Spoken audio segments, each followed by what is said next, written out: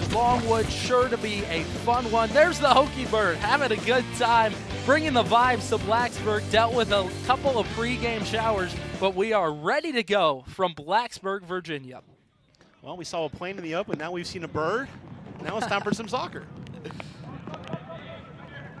Longwood and Virginia Tech. This is the first meeting since back in 2022 between these two squads, and they decide to go back at it tonight. I think for Longwood, you normally think, okay, a Big South school, a smaller school, they might not be as tested. They've played a really difficult non-conference schedule, playing West Virginia, and then they've seen Gardner-Webb and High Point, two top 25 teams in the Big South, so they will not be intimidated coming into Blacksburg.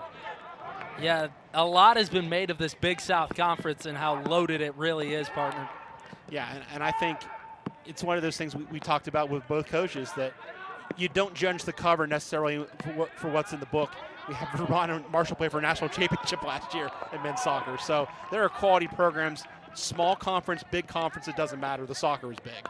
And Michael, we got an opportunity to chat with head coach Mike Brizendine of Virginia Tech, and one of the keys he noted was, hey, this might not look like a great team on paper in terms of Longwood. They're 2-6-2, but they're going to play with heart. They're going to play with passion. Yeah, and I think it's really important not to lose focus. You just had a really emotional tie in South Bend over the weekend. Got a huge game here against Louisville on the weekend. You can't let this Longwood game slip through your fingers or they're going to come in and beat you.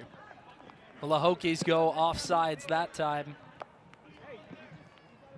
Yeah, pretty even game kind of played between the 30s, if you will. Not a lot of possession inside the box. Both teams have looked good as we take a look at Coach Mike Brizendine. Yeah, Briz, as they call him around these parts, he's been something special in his 17-year coaching career with Virginia Tech, that is. Yeah, had a really good run, 16-21 in the NCAA tournament every year, trying to rebuild that. He's got some good pieces, and I really do think this is a team that can get hot in the final stretch of the ACC, make the tournament, and then see if they can make some noise. And for Brizendine, they really were making a lot of noise in the ACC through the back part of the 2010s, trying to get back to that spot. Yeah, and I think they have the pieces to do it again. I really like what they've done defensively, and you got to start in the back. I mean, you have an excellent goalkeeper. As long as you have that goalkeeper as your core, you can build off that foundation. Like I said, I think Uimane is one of the best outside backs in this league, if not the country. Then it's just a matter of finding the offense. I think that's been the missing piece for Virginia Tech, is they haven't had consistent scorer. Perez, a nice ball through to Marcano. Tries to get it inside. Perez once more, floats it across. Quill.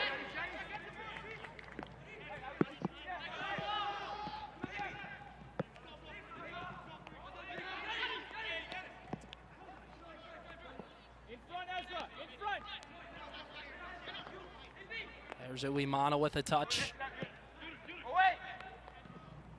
And when we spoke with Coach Brizendine about Uimana, he said he's a leader by example, really likes what he brings to this team. Yeah, and I think you see it early in the early stage, his work ethic. He's someone that can get into the attack, take a lot of the throw-ins like he just did there, but he also is in a good position defensively as well. He doesn't get caught too far upfield. He's very smart with his positioning and his knowledge. Well, here's the first foul of the match. A lot of fouls last contest for Longwood. We'll see how this one goes tonight. Yeah, and I think if we do have a physical game, which like you said, I expect to, really important to keep your head in this situation. You don't want to get an early card for saying something, for doing something in retaliation. And this is a look at the head coach of Longwood, Paul Gilbert, comes over from Indiana Tech. That's an NAIA school, and he brought over a number of players with him. Yeah, David Ombach starting in this game, one of those guys that was a piece of that puzzle. We mentioned Aaron Asamoah earlier, another player that has been in this program. So when you have that as a foundation to build a program, that's really big. Guys that know how you coach, how you want to play, that can be coaches on the field and kind of import the values that you want to the players that are newer to your program. This is Camden along the near touch line. And Michael, one thing interesting to me, they play, Longwood does, a very flowy formation and not necessarily super rigid. Yeah, and that goes back to what I was saying about knowing your coaches. And here's Virginia Tech with an opportunity in transition. Quayle tries to get to it. That's nice defending by Yoder, and the goalkeeper able to boot it away. Yeah, so if you're going to play that fluid system, it'll be a 3-5-2 at times. It'll be more of a 4-4-2 at times. you need to know where you need to be, what your responsibilities are, and I think that's an evolution. And again, I think Longwood with their schedule, that's how you get better at that, is play teams that are going to pressure you, put you in uncomfortable positions. Virginia Tech hoping to do that today, but it's been a pretty even start through 5 minutes. There's a nice ball ahead. Good defense by Evan Schroeder, a veteran with Tech. Yeah, against Cyrus Connolly, the former Hokie. Got a chance inside the box there. But Doyle loses it off his foot. Schroeder tries to clear.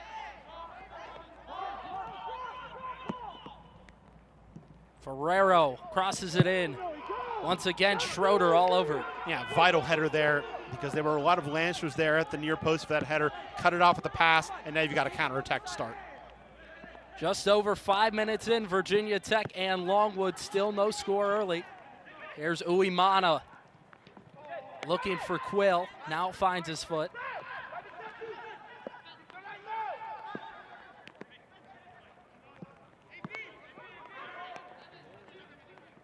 I mentioned how the Hokies have been able to kind of spray on the scoring. They would love to get Declan Quill going. No goals on the year, but he's been in good positions, 21 shots, 9 on target. And this is a Virginia Tech team that shoots with a lot of volume, partner. Yeah, and I think, too, it comes from what we just saw in that last attack. Uemana gets himself in really good positions deep. He can cross it early. He can play those 1-2s. That opens up a lot of space for your forwards. Schroeder takes a tough hit. It'll stay with the Hokies. I like the pace here. Take the throw in quickly. Don't let Longwood set up. Dictate things early if you're Virginia Tech. So long pass ahead looking for Quill. He's not able to get there. It's been a mix-in goal for the Lancers this year. They're going with Owendino, making his fourth start. But you can see the confidence they have in him, playing to his feet early, heading it back to his gloves in that situation. That's really good communication with the defense. And also, I'm sure he's saying back there, saying, you know, play it to my feet, play it to my hands. He's the one dictating the pace back there. Yeah, and for Owendino, we really didn't know coming into this contest whether it would be him or Hinka. They got two quality keepers. It's ultimately Owendino who gets the start today. Yeah, French international, played at Western Illinois before coming here, so a lot of experience.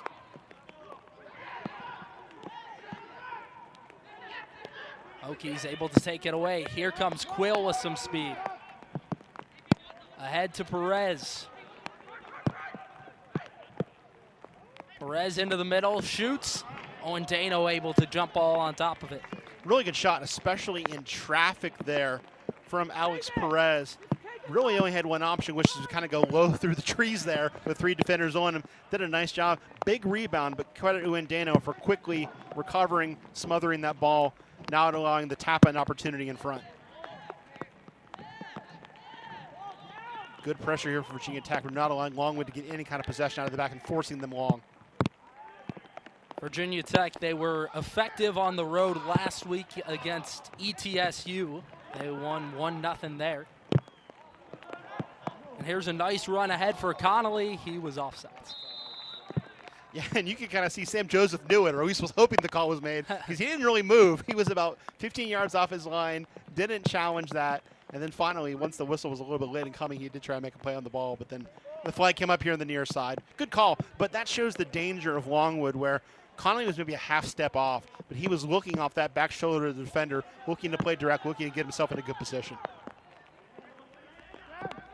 Connolly back in the starting lineup after being taken out for a couple games, has sort of been in and out of there throughout the season. This is Perez for the Hokies, the man who the offense runs through, and he turns it over that time. To your point about Connolly, yes, you want to start, but I'll finish that thought after this attack. This is Connolly. One-on-one with Schroeder, looking for a man. There's no one there. But you will see a lot of times where maybe a guy doesn't start the game, but he plays 55, 60 minutes, or he'll come on halfway through the first half, start the second half, kind of get a consistent run, and then maybe you bring your starter back after he's kind of refreshed himself to finish the game. Yeah, and how do you kind of figure these coaches look to play that substitution game where you can bring guys off, bring them back on? Well, I think it also determines on the point of the match. Is the Hokies get a nice attack here, it's clear. But I think you would love to get a lead early in this game. The game Saturday is a bigger game. Bellatrosh. Great clearance for Longwood this time. I thought it was interesting that Mike Brizendine said, though, that he felt like the non-conference games were just as important, if not more important, because of the RPI, because of the strength of the schedule. Because in the ACC, yes, it's a big conference. You're not going to play everybody every year. But it's going to be a little more homogenous where you're playing a lot of similar teams. It's hard to make moves in the RPI. You play a team like Longwood, who has played a tough schedule in and out of conference, and you beat them, that's going to help your numbers going forward as you look to your next conference game. I don't agree, though, that the conference games are less important, though. I certainly think you want to win this game, but you need to beat Louisville Saturday. That's the bigger game this week. Yeah, and a little further to Coach Brizendine's point that he was saying to us, he was just trying to get across the fact that, hey, if you lose a game like this, it can really hurt you a ton compared to, he said some of those bigger games, you almost go in against a team like Stanford, there's nothing to lose, was basically what he was saying. Yeah, it's going to help your strength of schedule even if you lose because of the quality of their schedule. Yeah. So then if you win, you got house money too. That's the other thing. Yeah, and Stanford, of course, #1 in the nation. Hokies had to go out there this past weekend, had a rough going. Yeah, again, it speaks to the challenges of this league. Stanford a couple weeks ago went up to Syracuse, which doesn't sound like it's a conference road trip, but it is now. We're down in that game, came back and won. That's the sign of a really good team. You're on the road, you're down. You know, the crowd's fired up because the #1 team of the nation's in your building and losing to you, and you find a way to win. And Michael, look at this. Longwood really pressing up the field. Yeah, I think it's a good move from them just to not let Virginia Tech get comfortable. And I think the Hokies made the right decision there to try and go long, exploit those numbers being up. But I would like to see them maybe go medium next time, find a midfielder, and then play that second ball in behind. Ferrero loses off his foot, and it goes back to the keeper, Sam Joseph. Part of the way you break your press, too, is have a goalkeeper that's as good of his feet with Sam Joseph. I mean, he immediately put that in the final third and made something happen. Good contest that time by Harrison Krieg. Quayle gets it to Perez, trying to create. Perez crosses into the middle. And goes across to Bellatrosh. They'll float one over. Oh, and Dano goes diving. Perez, Traustason puts it in. Hokies first on the board tonight. Yeah, it's just a second start for the Reykjavik, Iceland native, his second goal, and I think he's going to be another guy the Hokies would love to get going, but they got a couple cracks at it. Longwood just could not clear their lines. The Hokies tried a shorter cross, they tried a longer cross. Finally, a really nice ball far to the far post. You see the initial punch there from Uendano, comes back into the mixer. Perez able to get on it, and what a ball from Perez. Made it very easy, but Longwood in that situation, you've got a lot of players back. You have two there. You absolutely have to be touch tight there. You have to have a much better mark than that. You can't have two guys marking that far post, that many guys in wide in the box, and give up a wide open header for a goal, basically on the doorstep. Man, how about that from Virginia Tech, getting a whole slew of opportunities there. They go Perez on the far side, and then they go to the near side, and Bellatrosh, who tries to cross it back, and then Perez another cross, which finally goes. Goal will be good. It will not be reviewed. I think Longwood was claiming offside there just because he was so close to the goal. Yeah. But that cross came in from such a deep angle, it was going to be really hard to pull him offside. And I don't think you'd want to pull a player offside there because if you're pulling the line that high, you're still giving a lot of space in the box. Here comes Longwood the other way. Seralde.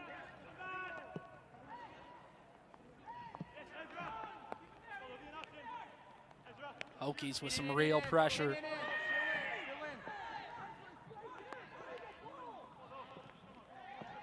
This changes the equation of the game. I think Longwood has come out and punched pretty well and played pretty even. But now you really have to, I think, protect the next couple minutes. You don't want to fall behind 2-0 right away.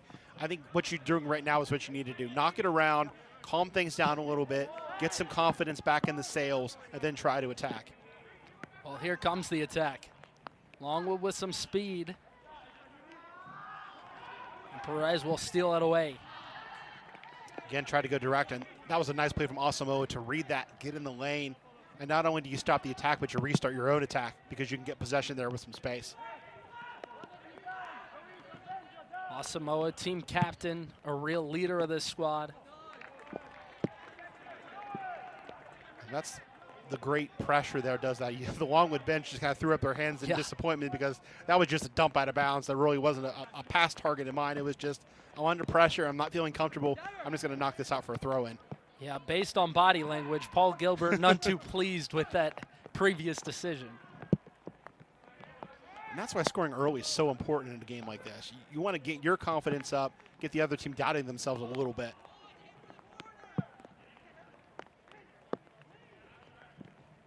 Ferrero. Bellatrosh has it for Virginia Tech. Here comes Asamoah.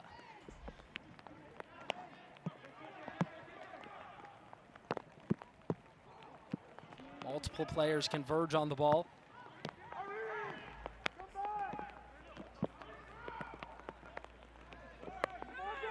Michael Longwood just having a tough time possessing the ball. Yeah, and I think part of the problem is, we get a foul here and a free kick for Virginia Tech. Part of the problem is because the Hokies have been so good, especially on that far side with Perez attacking on the wings, the Longwood outside backs have not been able to deploy and get forward, and that's limited their passing options. So Asamoah win a nice ball in midfield. You only had the two forwards there as options. Everybody else was behind the ball. So that makes it tough to make a quick decision and counterattack when you don't have a lot of passing options. Joshua Yoder able to successfully take it away that time. Hokies applying the pressure. And I think this is the spot too, even though it's a throw-in for Longwood. You can really tighten the screws here in a tough spot. You win this ball, you're into the final third. 1 or 2 touches and get the ball in the back of the net. Throwing goes to Connolly. He's really working against Uemana. Bellatrosh so solid in that moment. It's a 50-50 ball in midfield, really able to turn his hips, shield, open up to the left and make an easy pass. Here's Harrison Krieg. Got an opportunity as a walk-on here for Virginia Tech. He had formerly played for the club soccer team, got an opportunity to try out for the college squad, and he's become a starter this season. Just shows you never know. Some players develop a little bit later in terms of their skills.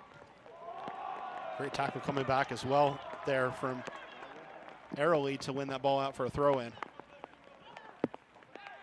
Amir Arieli, he's one of those national talents for head coach Mike Brizendine, comes all the way from England.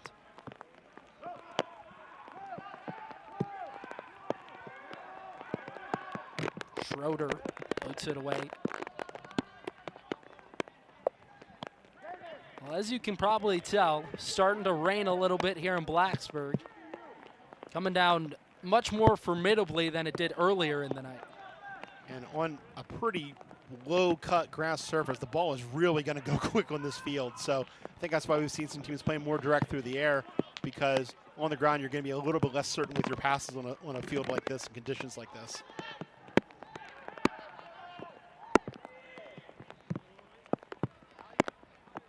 And I like this from Virginia Tech. So you've really pressed hard and put pressure on them. Now you throw a changeup. You kind of sit back and make your shape. You keep Longwood honest, but they don't know which way you're going to kind of play each attack. And Longwood, throughout this season, they have struggled to score less than a goal a game. They've got 9 through 10 contests this year. Yeah, and just 43 shots on goal in 10 games coming into today is a pretty low number as well.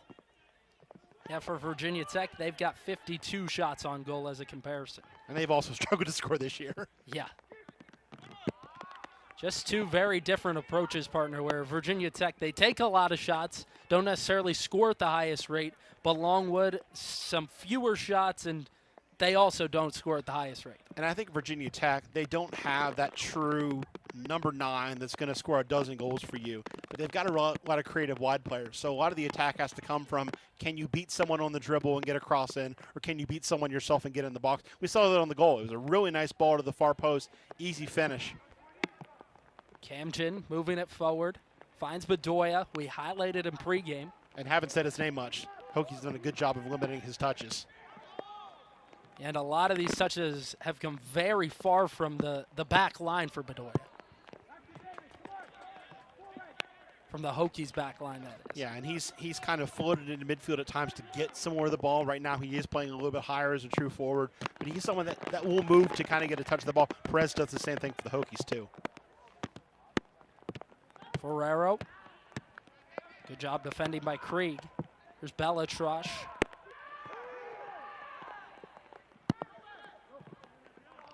Hokies had to do a lot of work with the defense as Arieli boots that out of bounds. Well, and I think the problem there was you were really kind of sucking to this side of the field.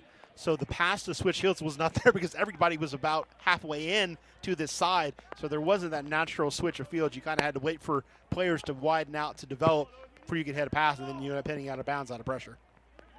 Nearly 20 minutes in, Virginia Tech leads 1-0. Only goal in the contest came off the head of Dagur Traustason. It was on a nice cross from Alex Perez. Well, Sam Joseph, he's the goaltender for Virginia Tech. He's something else. Yeah, you see his career numbers. That's at UCLA and Virginia Tech. This year, he came in allowing a goal a game, so that's gone down a little bit now that we're 20 minutes in. Just really solid. 21 saves, 4 clean sheets out of 9 games for the Hokies. For them to win games, they're going to have to score a goal or two. But with Joseph, they're going to be able to keep teams down to 0 or 1 and be in every game. They're not going to be out of a lot of games with him in goal. And one of the things that really stands out to me is he's given up 9 goals through 9 games so far this season. 3 of those have been off penalty kicks. Yeah, right. So, and the Hokies have played a tough schedule. We mentioned, what they've done in conference, but playing Marshall away. They gave up 2 in that game, so that does the math. You have the shutouts kind of balancing that out. They've tested him, and he's been up to the challenge. And, again, I love the way he plays the position. Even now with the ball kind of in midfield, he's at the top of the box. He's willing to play with his feet as well as with his hands. Yeah, frankly shocking that Virginia Tech, as Sam Joseph makes a nice play that time. Frankly shocking to me, Michael, that Virginia Tech has been as good in non-conference as they have been, 3-0-2. And they had a pretty solid non-conference schedule. Yeah, the Ohio State result was significant. I mentioned the Marshall tie.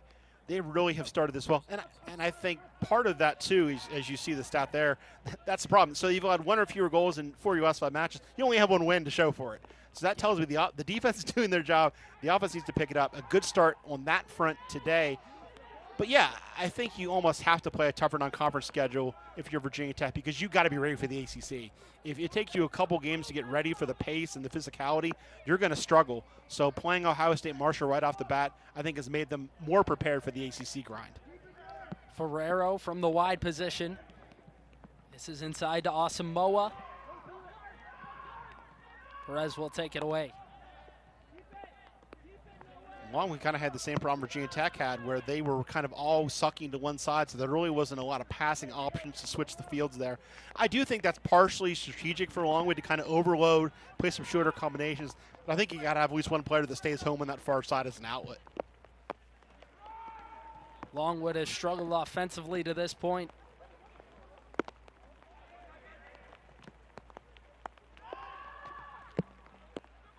Haven't forced Joseph into a save yet. He's had to make a couple routine plays, but nothing significant. Interesting, too, with the width that both these teams had, we haven't had a corner kick yet in this game halfway through. Here comes Uwimana. Finds it to Marcano. The smaller players on the team, small in stature, but not in skill level. Sophomore had a really good year last year. Is just added on to sophomore year, has the 1 goal in the year, and I like his efficiency.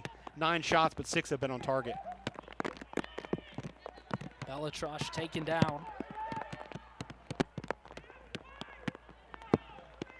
Marcano plays it to the wide position for Uwimana. Cross into the middle, and getting on the end of it is Camden.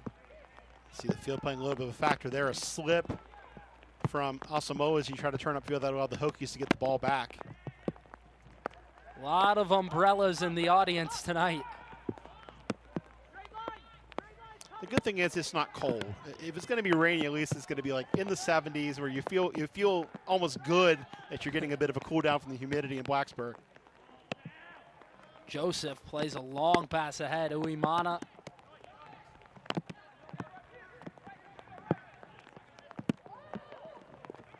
Spin move. Quill will take a shot. Owen Dano with a nice save. Hokies still with it. Bellatrosh. Defense converges on him. Back to Krieg.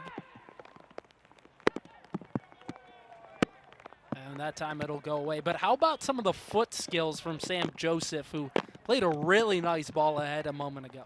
Yeah, I think he's really smart, too, about there'll be times where he'll hold the ball and times where he'll go long. Again, I like this attack because the Hokies build out of the center. Space to shoot, you take the shot.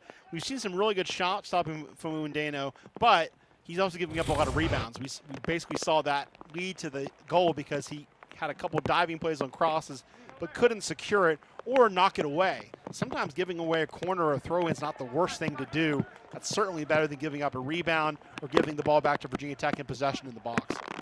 Well, we said it earlier, but if you're just joining us, there's been 2 goalkeepers this season for Longwood, Owendano and Hinka.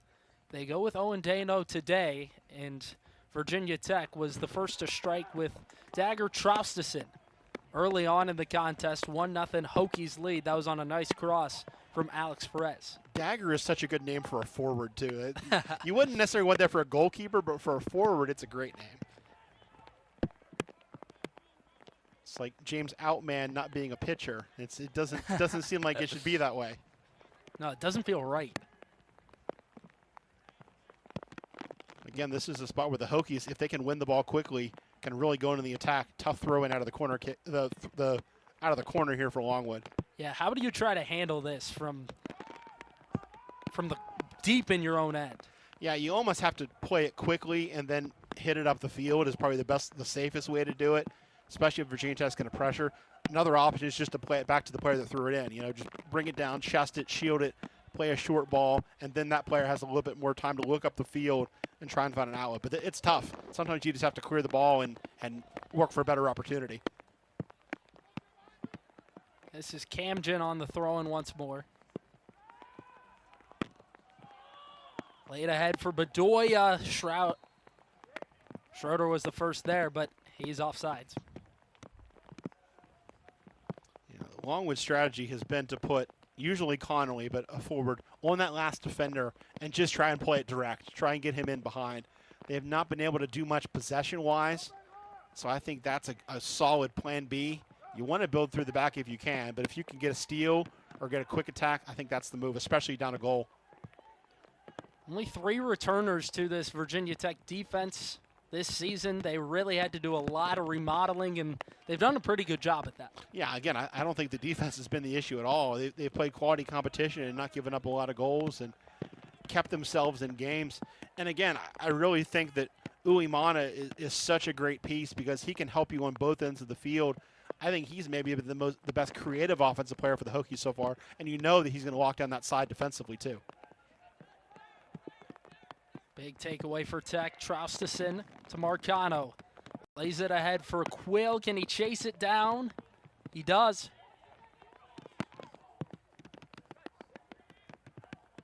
Marcano.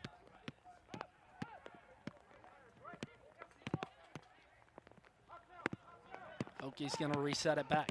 That's an example, though, where if the pass is sharper, you're in a much better position. Because Quill had to chase that down, that kind of petered out the attack. If that ball's right on the money, he's either in the box, just shoot that, or cross it first or second time. But because he had to kind of chase it down, Longwood was able to find shape, and the angle wasn't as good for Quill to attack. Joseph just going to clear this thing out of there.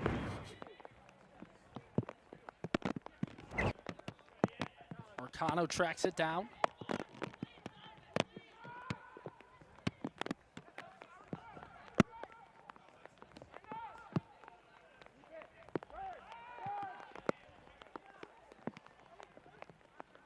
A lot of physical play so far, but only a couple of fouls. And I think Virginia Tech moving the ball quickly has helped with that. Because if you stay on the ball too much, you're going to get tripped. You're going to be getting some tangles. But their ability to kind of switch fields quickly, get their outside backs forward, and attack that way kind of got themselves out of trouble. That's a nice touch from Uimane, open up some space, and then immediately find the feed of Marcano.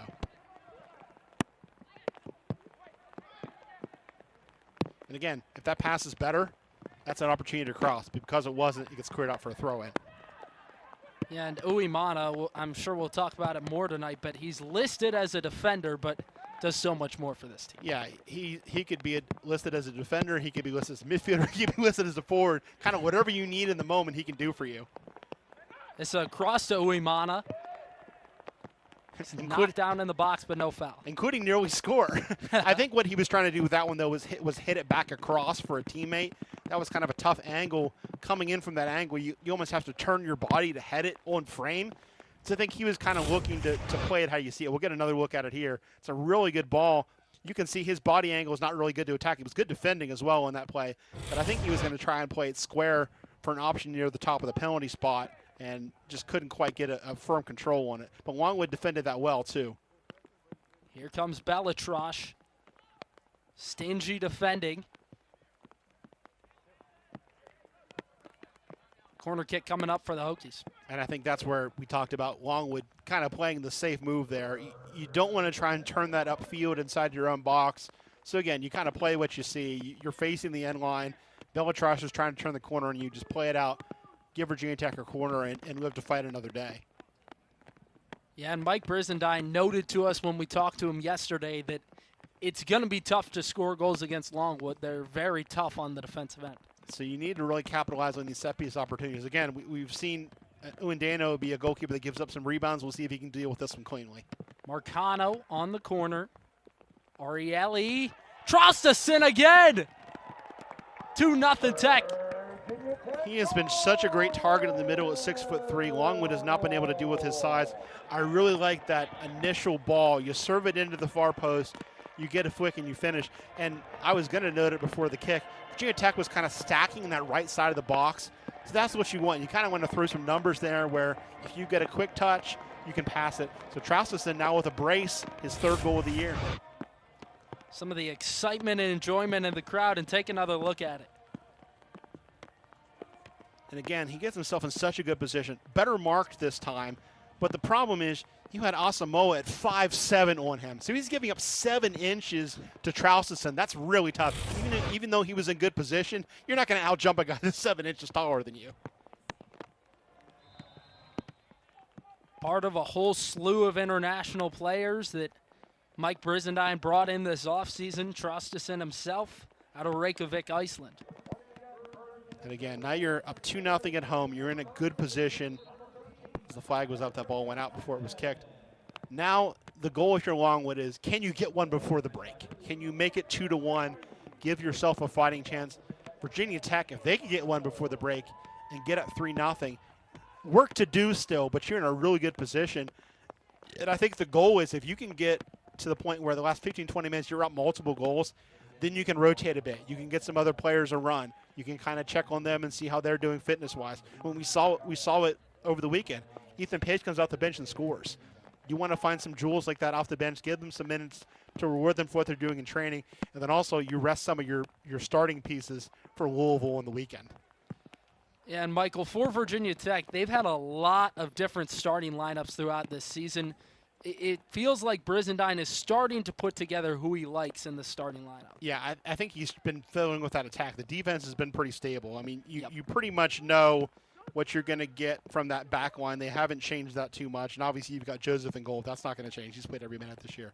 But I think you're trying some combinations up front, in the midfield, to kind of see who works well together, and then can they produce. And again, I think getting Traustason healthy and back is a big part of that, because he gives you something different. We've been talking throughout about the guys like Perez that are really kind of tricky and technical on the ball. Just having a guy in the middle that's big and strong and can finish can make a big difference when you have players like that that can give him the ball.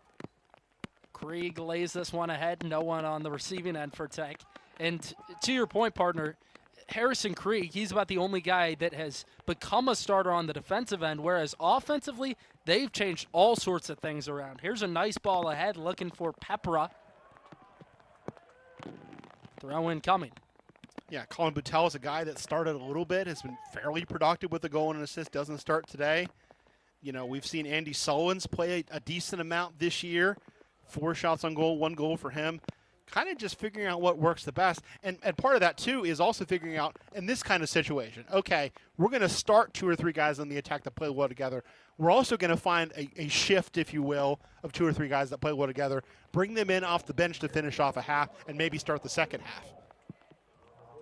Well, you just mentioned one of the guys a moment ago who has subbed in for Virginia Tech. That's Colin Butel. He comes in for the moment for Alex Perez. Give him a little bit of a rest. Yeah, and Sullins too. So two of the guys we just talked about that have been fairly productive have come on. And I think also it takes a different mentality and a different skill set to come off the bench versus start. Some guys are better starting. Some guys are better coming in against tired legs off the bench. So figuring out how that works too is another part of the combination. And, 10 games into the season, we still got half the season to go, but you've gotten some data on what works. This is Tech threatening once more. Into the middle looking for Onwudiwe, and he is not able to get there before Camden steps in the way. I think part of the problem for Longwood, too, has been their outside backs are not blocking a lot of crosses. There's been a lot of clean balls into the box, forcing those center backs and the opposite outside back to defend. They haven't been able to stay with Traustason, and again, the size advantage is significant for him in the center of the park, and he's been able to get his head on 2 balls. Sam Joseph way out from his goalkeeping position. Looking for Uimana. Can't get it there. Here comes Longwood. And once more, the passes just haven't been on point. Yeah, I thought they started well, but I feel like the first goal really has changed this game, and the second one has even more. Because now Longwood, I think, again, the mentality has to be just kind of take bites out of this. You don't need to score 2 goals right away, but get some confidence here before the half. Get a goal if you can. Regroup in the second half and try and chase this game. Schroeder, tough defense along the far touchline. And I think going back to what Longwood has done well, they've tried to play counterattacking and play direct. Well, when you're down 2, that's tougher to do because Virginia Tech doesn't need to attack so much anymore. They can hang back a little bit and take that away from you because they don't need to chase this game. They've got the lead. So they can play you differently and take away what you're trying to do well. 2-0, Virginia Tech in the lead with just over 10 to go in the first half. Both goals coming off the head of Dagur Traustason. Marcano gets it to Solins, transferring from UVA a couple of years ago. Felicio, a player down here for Longwood, so the whistle will blow and we'll check on him. Yeah, good refereeing there. You saw the attack develop for Virginia Tech, so you let that play. But then as soon as the Hokies lose the ball, you blow the whistle, you play safe, you check on the injured player. And again, I think this is a good time. If I'm Longwood, I'm saying come to the sideline. Let's fix some things right now. We've got 10 minutes left. They haven't done that, though. They've all just got to stay out on the field. So right now I would be trying to fix some things on the fly because, as I've said, I feel like as the game's gone on, they've kind of slipped out of it more and more, and Virginia Tech has grabbed more and more control. Yeah, and that's Aaron Asamoah, partner, who's one of the better players on the squad. Let's take another look at it.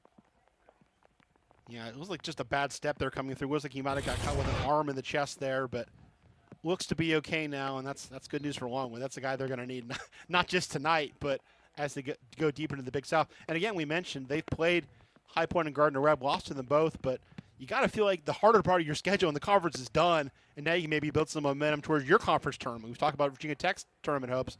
Longwood, I think, is a team that can get hot at the right time against kind of the middle bottom of that conference and make a run in the Big South. Yeah, last season, Longwood able to get to that Big South tournament the first time since 2021 in the first season under Paul Gilbert. And I think that's a milepost, too. You want to build on small things like that, kind of accomplish one goal at a time. Can we get in the conference tournament? Yes. Can we win the conference tournament? Try and do that. Can we get in the NCAA tournament? Kind of build on those goals. But in the smaller picture, you kind of got to take one game at a time. And again, the conference schedule has been tough for them, trying to get some results. Nice touch by Butel. Gets it to Uimana, dealing with some tough defending. Yeah, along with doubling him there, and I think they need to do that more. If they can cut off that area of service, I think that's going to make Virginia Tech's job tougher. Yeah, and would you like to see more aggression defensively from Longwood? I think they've tried to do that. The problem has been Virginia Tech's really moved the ball well. It's been a lot of quick switches like this, getting players in attacking positions, but really making Longwood move and shift their formation. We mentioned earlier they're a team that's pretty fluid with their formation. You want to kind of get them stuck in one, though. You don't want to let them attack and kind of transform into what they want to attack with. You want to keep them in that defensive shape, and they've had to do that a lot in this first half. So that is a foul against Aristed Camden. And even a situation like that where you could have hit that long, but instead you play it quickly, you play it short, you move it, you shift it, you make Longwood defend you. You don't give them a second to kind of catch your breath and rest. You want to keep moving that ball, keep the tempo where you want it. It's a long ball for Onwudiwe right on his foot. But his pass is stolen away by Espinosa. And I think we're going to see Sam Joseph get an assist this year sooner rather than later because of situations like that where maybe you don't get the primary assist, but you get the secondary assist. A long ball, a flick, a shot. You can get an assist as a goalkeeper that way. Hokies corner kick coming up. Well, Colin Butel for a moment was drugged to the ground. Thought maybe there'd be a foul. They say no, some equal physical contact between those two in the corner. So now, if you're Longwood, you've really struggled to deal with the Hokies' crossing ability. You really have to win this first ball in the box off the corner kick, or this will be 3-0 pretty quick. Felicio will take this one. One of two players on the squad out of Portugal. Plays it short to Solins.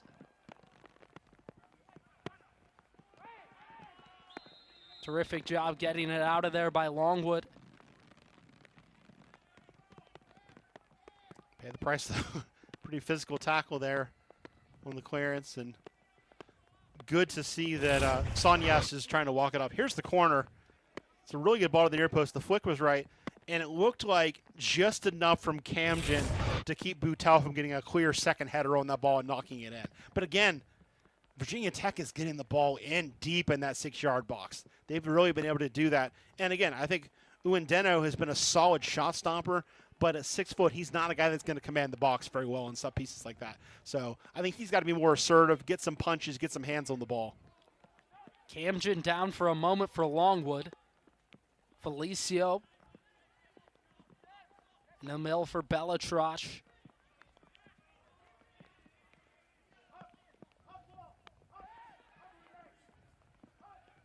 I like the job Marcano's done in situations like that where he's just able to be kind of quick and technical on the ball, dribble out of trouble, dribble out of pressure, give his defense a chance to reset and relax.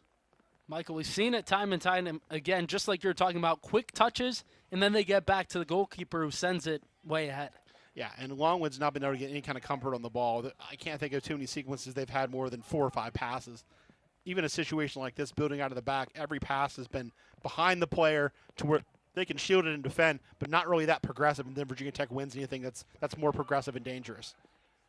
Marcano gets it off to Uemana, the team captain, junior on this squad. Trying to get it to Solins, and he's called for the foul. But that's smart from Virginia Tech, I think. You keep possession, you hit a couple little passes. That allows your offense to kind of spread the field a little bit, get wide, give yourself some options. Then you either have the option of hitting it wide, which they've done a lot in this game, to get crosses in, or you can do what you did just there and play more direct and try and have a guy win a 1v1 duel. Rain continues to fall down in Blacksburg. 2-0. Hokies lead under 5 minutes to go in the first half. Now trying to get more aggressive as Longwood. Samoa picks it up near midfield.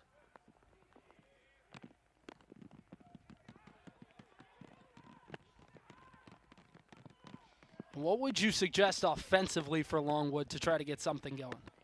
It's so tough because in situations like this, you're getting on the ball, but you're having to go backwards. With a pass, with a dribble, they have just not had a lot of time to get on the ball. But I think, look at this situation right now. There's nobody left of midfield right now. So that makes it really tough to connect passes because you're in a tight space. You're basically playing 10v10, on a quarter of the field. Really tough to get combinations there. But I think if you can do what you do here and work it wide, kind of work it up with throw-ins and corners, that's an option too. But again, just not a lot of space for them. They'll take it back near midfield. And back. Get it to the wide position. This is Camden. But again, you get it forward, you got to swing it right back. There's just not any options square, any options forward. Everything's had to kind of go back to go forward. Yeah, and Michael, almost everything has gone through this right side of the field. What do you think that is? Well, I think the presence of Uemano on the left side, on the far side, is part of that. Yeah. That's not a guy you want to go after. I think you're trying to pick on Felicio. You're trying to pick on Arieli and some of these players that are a little bit are good players, but not as good as the guy on the other side. Cam Jin. 2 defenders on him, and it's poked away. I think also just numbers game. You're going to probably have more right-footed players than left-footed players, so you're naturally going to maybe creep towards your right. Pretty pass ahead to Uemana. Into the middle, Butel. Marcano. Strong strike that's blocked. Under 3 minutes to play, first half. Virginia Tech in Longwood. Try to get it to Bedoya. Bellatrosh. There's a foul against Longwood. I think that was another situation where if this is a 0-0 game, Virginia Tech probably throws some more numbers forward. But because they're up 2-0, you attack with your forwards and midfielders. You're not going to go crazy, especially because your outside back is the guy leading the attack. You're not going to throw a lot of numbers forward. You've got a 2-0 lead. Don't do anything crazy along with the counterattack and get a goal back. So I think that was one of the situations where you attack with what you have, but you're smart about it, and you don't ever commit and open yourself up to a counterattack. Joseph, another long ball ahead.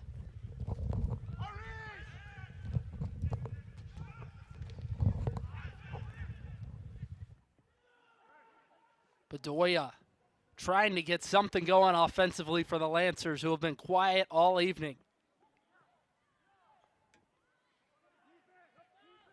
Marcano playing tough.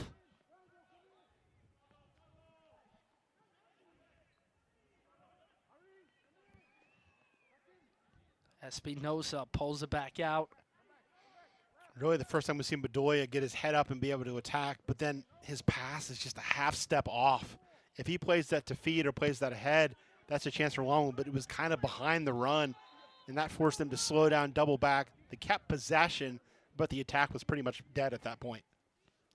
Well, it's going to be Longwood possession. Noe Uemana thought it was Hokies' ball, and he tried to play a quick throw-in, but he's got to go back and play some defense. That's smart, too. You're under a minute. That takes a couple of seconds off the clock, even if you think it's your ball or not. Like, that kills a little bit of time, and it also allows your defense to set up.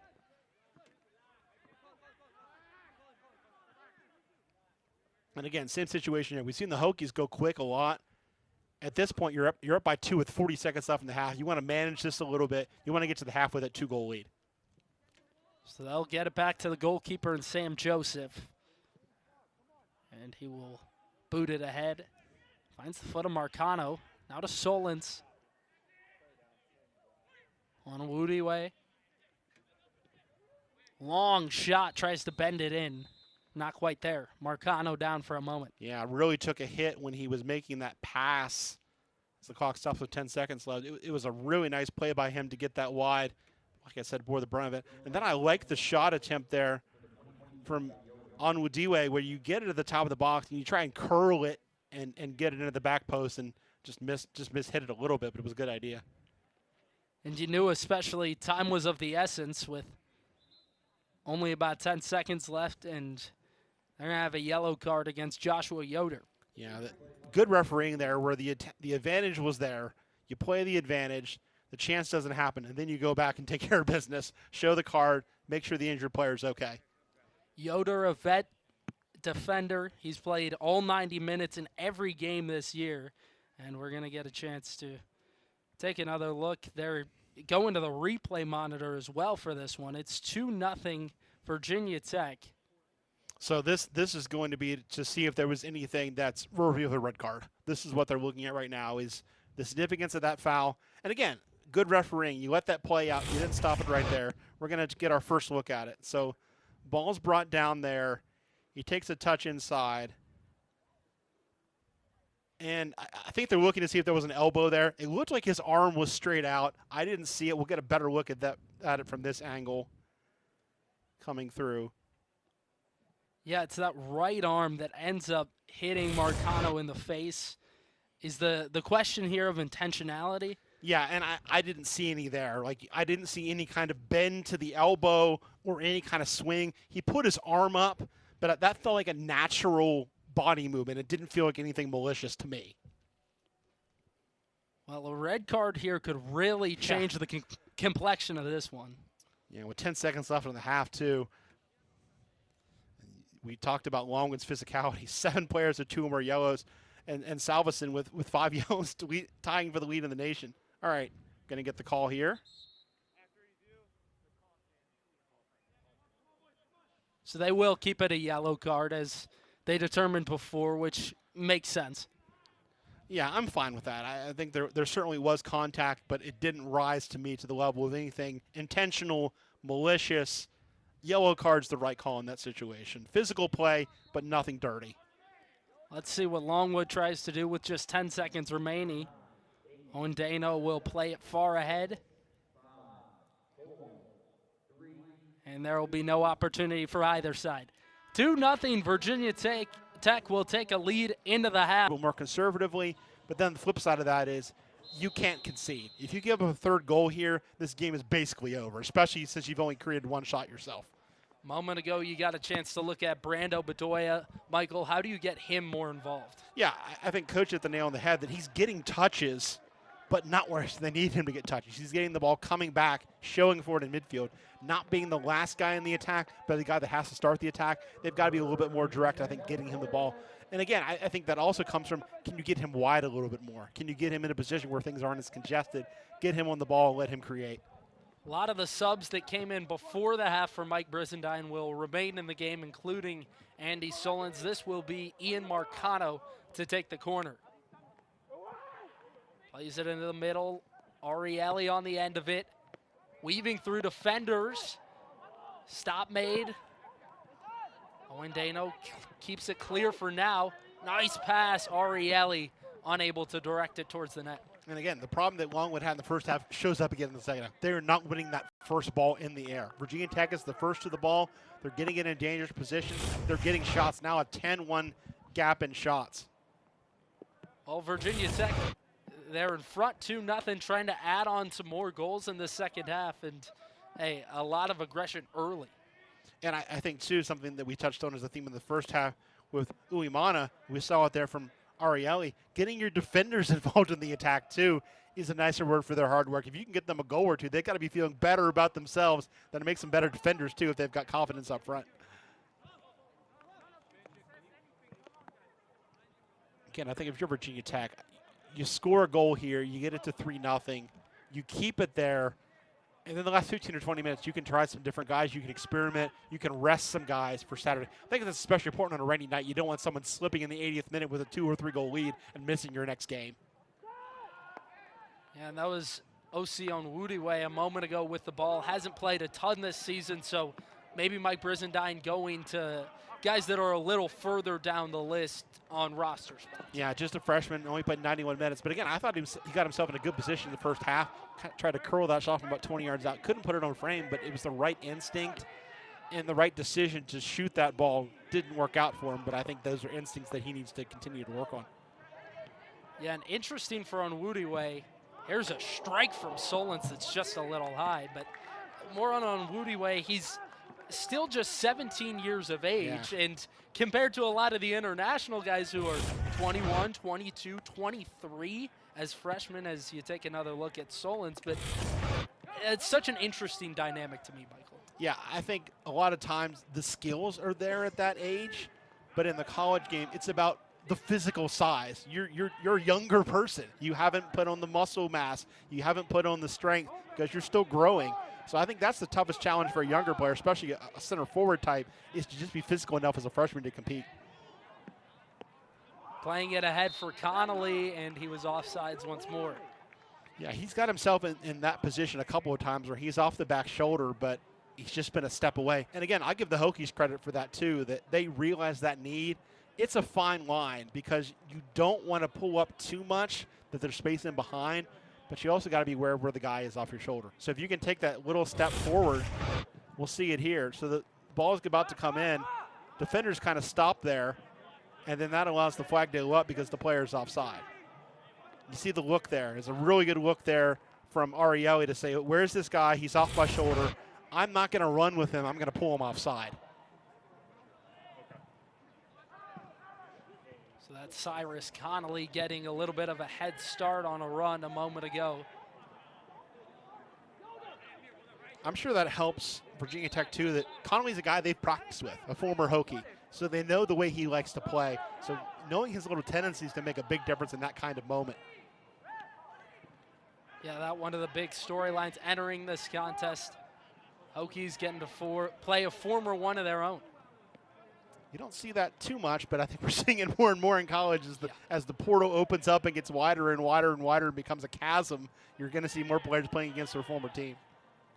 And Virginia Tech, not a team that this year at least used the portal a whole ton. Did get a couple of helpful transfers, Yanis Belatrosh amongst them, but a lot more international freshmen this year for Mike Brizendine. Yeah, and I think, too, they were strategic. You mentioned as the shot comes in, a really good save from the guy I was just going to mention, Sam Joseph. You get him in the portal. You get a goalkeeper in the portal. You get a holding man in Belatrosh in the portal. Just filling in a couple little holes in your team can make a major difference. Well, he didn't seem too pleased with the defensive effort on that one, but able to do it himself. Yeah, nobody stopped the ball there. Nobody picked up the run there of Asamoah, and good decision there to take a crack from 25 yards out. Best chance Longwood has had. And now they get a corner kick as well for their trouble. Longwood's got to be grateful to have Asamoah still in the contest after he went down in the first half. And now this is where you got to be careful. You go up a goal here, it's 2-1.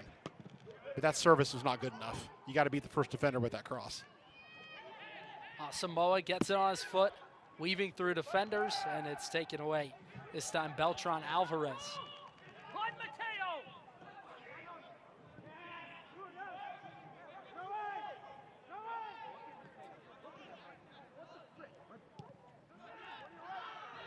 Marcano plays it forward to Solins. Takes a far shot. Pretty easy stop for Owendano. Yeah, hit it hard, but you hit it chest high, that's going to be an easier save than most. But I like the interchange there with the forwards for Virginia Tech on the counterattack. They were running, they were moving inside, they were moving outside. They were giving a lot of options there, and it led to a shot. Hokies forwards really pressing forward. And I think that's something that you can do more in the college game because of the substitution rules. You can bring on a fresh wave of players. They can bust their butts for about 20 minutes, and then they can get a rest for a while and come back in and do it again. Belatrosh, a nice touch into the middle on Woody Way. Nice save that time from Owendano. Yeah, it was very aggressive off his line. Saw that was coming out. Was able to get it, but I love the track back there from Belatrosh.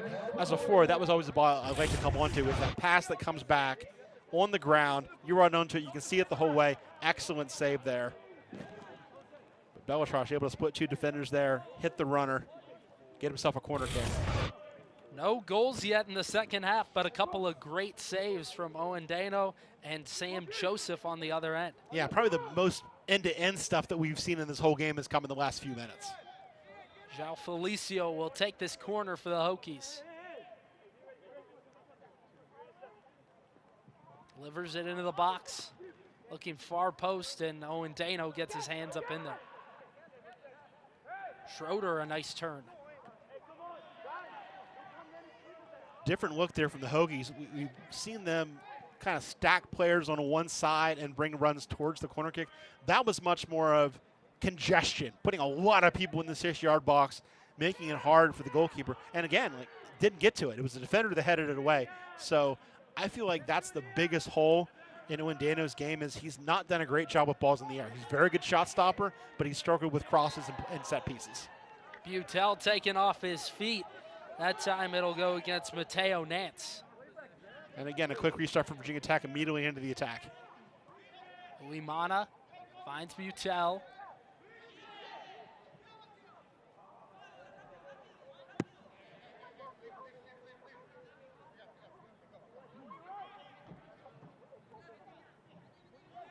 Uimana's taken a number of throw-ins so far today for Tech. And I think I like that because he can read the field so well with the ball at his feet or the ball in his hands. You want him kind of triggering things. And then he almost gets a free in, right? Because nobody's marking him on the throw-in. He can kind of step in and make a play. Belatrosh forward to Solins, just wide. Belatrosh has been so creative this half, carving out a pair of really good opportunities to these Virginia Tech forwards. And now I think Virginia Tech's done a great job of finishing with their heads inside. But this is the part of the game that's been the weakness this year. Can you finish run of play off a pass, 1 or 2 touch? They have struggled with that the entire year, and that needs to be a goal. You're open. You've got the far post. You're 1v1 with the keeper. They either has to be on target or it's got to be the back of the net. Well, a great story from Andy Solons, who played against his old school of Virginia. That's where he transferred to Tech from. He had his only goal so far this season against the Cavaliers. Yeah, big moment for him, but I think he's someone that is putting himself in good positions, as we saw there. He's got to finish. That's the job right now. If he can get 1 or 2 more, I think more will come. But he's got to break that dead streak. That Virginia goal you mentioned pretty early in ACC play, pretty early in the season, and I think that's part of this second half for Virginia Tech. Can you get somebody else on a groove? You've got one of your forwards in Traustason that scored 2. Can you get somebody else feeling good and feeling confident heading into that Louisville game? And to your point, Solon's not necessarily in his career been a guy that scores goals in bunches. Exactly 1 goal in every season to this point in his career. But again, if he was going to pick one to score against, I think he would have picked the Who's to score against. So yeah. I think he'll take that. Longwood trying to get something going offensively. Only a couple of shots to this point. Try to play across. There's no one on the receiving end. But again, the first half they were really struggling with getting on the ball, getting space, getting their heads up and making a pass. They had time and space there. The ball to the outside was excellent, but then the cross has got to be better than that. I think that's a situation, too, where you haven't had a lot of the ball and a lot of chances, and you rush it a bit. Here we are in a good situation. We haven't had a lot of these. Rather than taking an extra touch, working for a better angle, holding the ball, you kind of just whip it in there with 1 target, and it doesn't work. Look a moment ago at the Lancers head coach, Paul Gilbert, who we got a chance to talk with yesterday, really highlighted the tough schedule that they've had to play, but even told us, hey, any team we play is tough. Player down for the Hokies as the whistle gets blown. Bellatrosh, who's been excellent in this half, shaken up now. Like he's feeling a little bit better, but still seems a little bit stunned as he clutches his head. But again, I think this is the danger for Virginia Tech. You want to put this game away because you want to get guys like Bellatrosh a little bit of a breather, keep them healthy, and then take a shot on Saturday at beating Louisville. Yeah, just a little bit of a follow through there with the arm. That's gonna hurt. Again, not something that's malicious, not something that's intentional, but just in the movement of moving your body forward, that's gonna hurt. Hokies have been on the receiving end of a couple of those shots that aren't necessarily intentional, but they've gotten beat up a little bit. Well, and again, I think that's playing physical. You know, you're not trying to play dirty. You're not trying to hurt someone. You're just trying to make sure that you are aggressive. You're putting everything into this challenge, into this tackle, into this header. And sometimes that results in contacting the player more than you would like. And that was the situation there. Longwood once again really overflowing that right side of the field.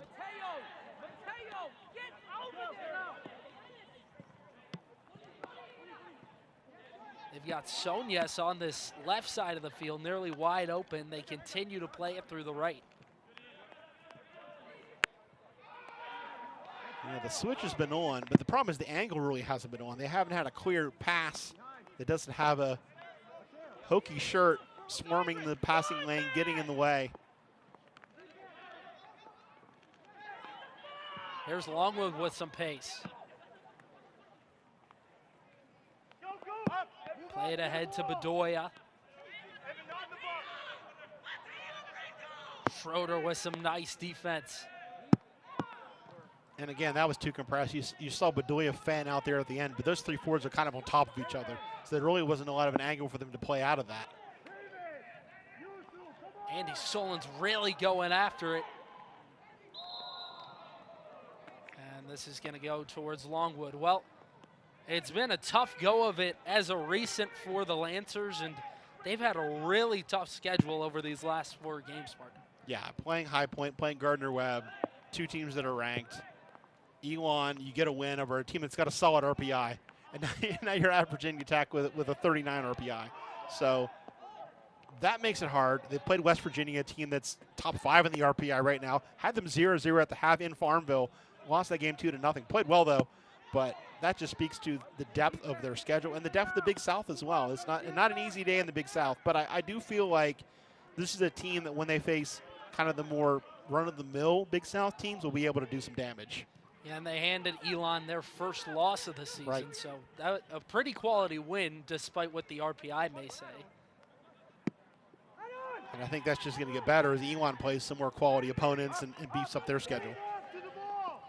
Head for Nance. Uimana sprinting back. Tried to get it to Connolly.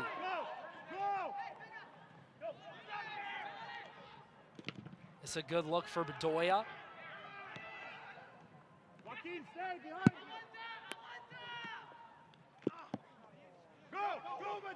The final ball hasn't been there for Longwood, but the game is opening up more for them. This is starting to slip a bit from Virginia Tech. A lot more numbers being thrown forward from Longwood, and they're finding space. Still 2-0 Hokies, but certainly looking more promising as far as offense goes for Longwood in the second half. Yeah, this feels like a really big stretch of the game. If Longwood can continue to build some confidence and maybe get a goal here, this is a totally different game. If Hokies can weather this, then they're going to be in a good position to finish off this victory. Espinoza sets it back to midfield. What have you noticed changing and improvements in the second half from Longwood? I just think they've moved better. I think they've done a better job of getting open, giving themselves some options. Again, I think the offense still has left something to be desired in that area. But right now, I mean, you've got a lot of spacing. You've got triangles. They're not all stuck on one side of the field. They've moved pretty well, and they've found space. They made Virginia Tech work. And again, you got Bedoya now in a wide area where he can cut inside and make something happen. Two-man game between Nance and Bedoya. They try to get outside to Sonyes, and here will be a corner kick upcoming. Just seems like Longwood has gotten to that final third and kind of run out of ideas a little bit. The last pass has been, kind of a hopeful cross or a long shot or a combination like that. They have not been the sharpest. They've done a better job of getting into the final third, but they've not been the sharpest in that final third. Here's a corner from Bedoya. What can Longwood do with this chance? Gonna play it short. Once again, Nance and Bedoya on the outside. Asamoah. Espinoza with some speed. Nice through ball. Trying to find Connolly. Shot from far out and an easy save for Sam Joseph. Yeah, clean through. A little bit of a deflection there. Didn't change the path too much. And a good read for Joseph. But again, Longwood gave themselves some good positions, but what the difference in this game is that Virginia Tech has gotten in those positions, and the pair of crosses that they played to Traustason were pinpoint, right on his head. Beautiful balls. Longwood has not been able to find that final pass to get a direct shot off their crossing.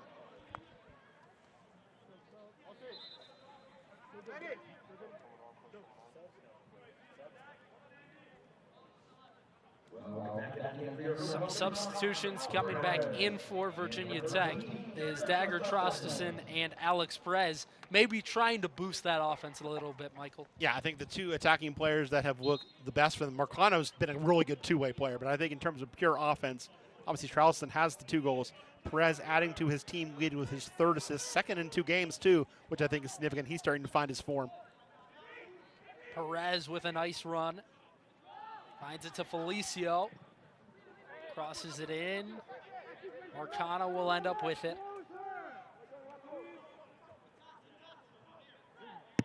Sonyes was the last touch. Traustason's going to get the headlines, and rightfully so, with the 2 goals, but I feel like Marcano has maybe been the most valuable Hokie in this game. He's really been good, coordinating that midfield, winning balls, starting attacks. Uimana. Bellatrosh able to block the clearance attempt. Uimana, I think, has a case for that, too. He's been really good as well. Perez from the wide position, trying to get past the defender. Well done that time by Sonyes. Yeah, really well defended to get his body in front, not do anything that was going to be illegal, but just get in the right position, get that step, get that angle, and force Perez to the point where he couldn't keep that dribble going and pick it up on the other side. Well, let's take a look at some of these Big South standings. Gardner-Webb, High Point up at the top. Longwood's played both of them. Yeah, and I think that is going to serve them well. They've already gotten that off the list. I feel like this is a team that can rise from the bottom to about the middle of this table.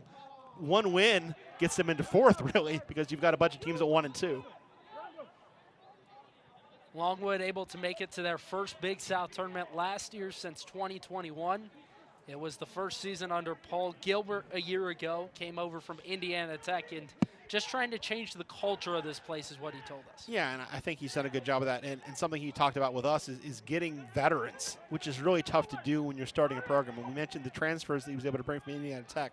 That helps, but you want to bring some guys in that can give you that steal. We mentioned the Euros that they have. That's part of it. But then it's also finding guys that play well together, and that's tougher when you're bringing in a lot of players from overseas that maybe haven't played the same style under the same club. Yeah, and he highlighted age a whole lot to us, right? He said the game, it's getting older and it's getting more experienced players. That's just what college soccer is nowadays, and he really put a big effort into that and getting a lot of these international players. Well, you look at a guy like Asamoah. He's been significant in this game, on the ball right now. He's a senior. Connolly is a senior who's played it in the ACC at Virginia Tech. Those are the kind of veterans you want, not just guys that have played, but that have played at a higher level or played in your system. 19 of 30 players on this Longwood squad are international. 14 of the 30 are seniors.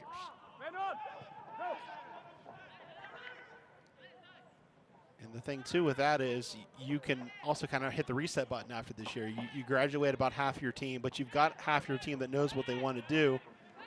You make a couple strategic signings, you bring in some transfers, and then you see what happens next year. But I do think they're a team that can make a run in the Big South in terms of moving up the table. That could have been a big-time mistake. Traustason really pushing forward. Owen Dano able to fall on it once it gets inside the box. Yeah, he kind of had to play that to where he almost had to allow a touch because he couldn't touch it outside the box. He almost had to say, okay, I'm going to take an angle where you're going to take a touch, but it's going to be right to me. I can come pick it up. Yeah, and when we spoke with Paul Gilbert, he also highlighted to us that, hey, a culture change isn't going to take place overnight. It's going to take 3 to 4 seasons, and he thinks he's in the process of doing it. Well, and I think, too, the Big South is a conference that has a lot of quality at the top, but has winnable games at the bottom. But I also feel like playing games like this, playing West Virginia, playing teams like that, those can be signature moments for you. If you can beat one of those teams or tie one of those teams, that's an endorsement for the job that you're doing building this program. And again, I feel like they've given up 2 goals and they've struggled with balls in the air, but I feel like they've done a much better job attacking in this half. And they've done a much better job of keeping the Hokies when the ball's on the ground from getting into position. We haven't seen nearly as much of Uemana getting in the wing, getting in position to cross as we did in the first half. And you got to think there's something to be said for 5 players following him from Indiana Tech and just highlighting the job he did there. Yeah, a lot of buy-in. And again, I think this is a sport where you can find quality at the D2, the D3, the NIA level. You don't necessarily have to be a blue-chip recruit that played Division I your whole career to be an impact player on the college soccer level. Asamoah comes through with some speed, nice footwork.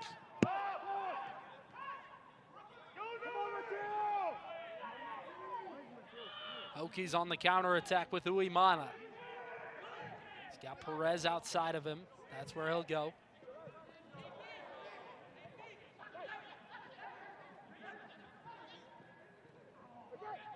Alan Butel with it. Had the game winner against Ohio State. Only goal in that contest against the team that was ranked number 3 preseason.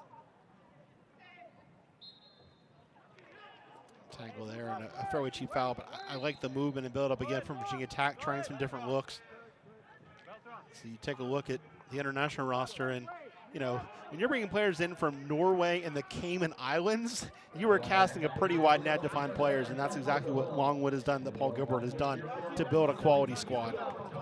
Yeah, and of course, a number of players from down there in South America, Europe, those the more common areas where you pull from. But Hey, he has done a great job being able to bring in a ton of international talent. Yeah, you take the top 6 teams on that list and say, can you get a player from this country? They're going to be a good player. I mean, those are 6 of the best teams in the world, 6 of the best countries for soccer in the world. I can't speak to the quality of the Cayman Islands national team, but those top 6 are pretty good.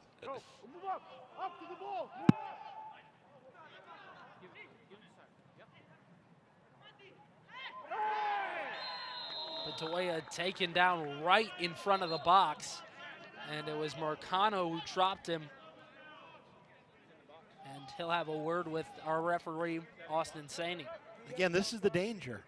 You give up a goal and a free kick here, it's 2-1, and you really have to scramble these last 20 minutes. I think they're going to take a look at this just to make sure it wasn't in the 18-yard box, but that looked to me live like it was just outside. Yeah, and this is a really big one here, right? Do you think there's any chance that they overturn this one and say it's not a foul? Well, we'll get a good look at it. Again, they're looking at where the foul is. That's really close, but I think that's going to be outside the box. And I think that's a really smart play by Bedoya. You're not going to pick up that ball on the other side. So take some contact, go down, get yourself a free kick, or if they decide it's a penalty kick. I think that's still a free kick from where he started when the contact started. But I think that is something you want to make absolutely sure you get right by looking at the review. Boy, I don't think it's possible to get a free kick closer than where he may be.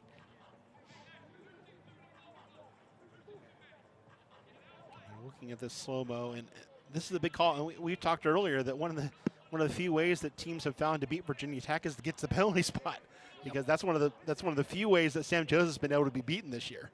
And you were just saying a moment ago, Michael, you can really sneak up on a team right where it's 2-0. You think you got a big lead, and now all of a sudden Longwood in a great spot.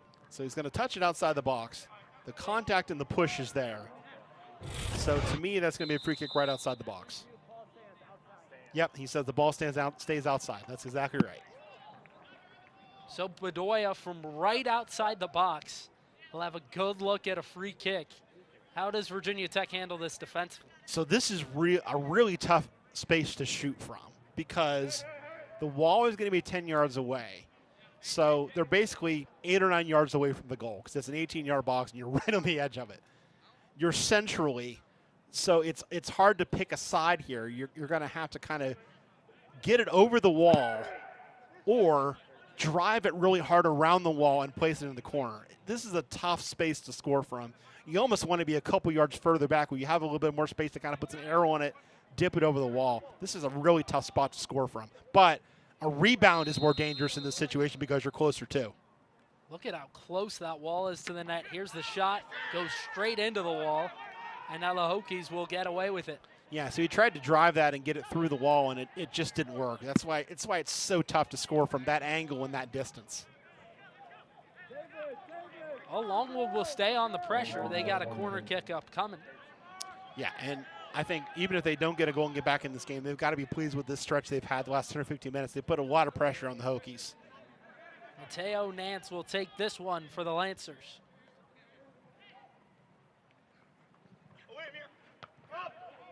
Again, the service has just been disappointing. They haven't been able to get over that first defender on the corner kicks that they've had.